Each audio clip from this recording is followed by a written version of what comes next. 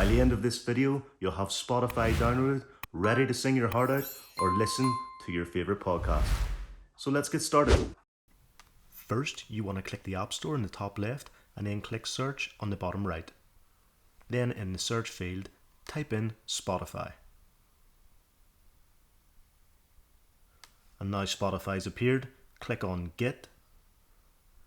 Now for me, I have to double click to download. However, if you have an older iPhone, you might have to put in the manual password or Touch ID even.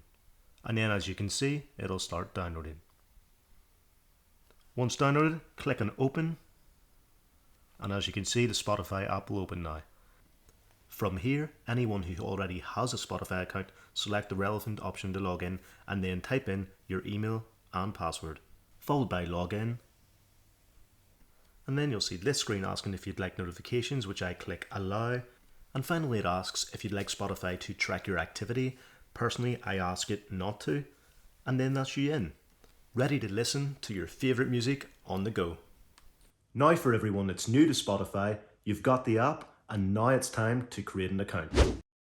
First, open Spotify and click the green sign up free button, followed by entering your email. Like so, and then click on next.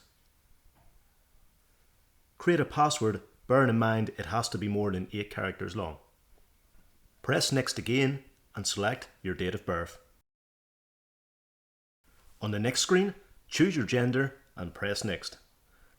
When you get the list page, put your name in. It then mentions that by creating an account, you accept their terms of use. Below that, you can view their privacy policy if you wish. And then we have 2 optional boxes, one for receiving news and offers and another to share your data for marketing. I personally leave them unchecked.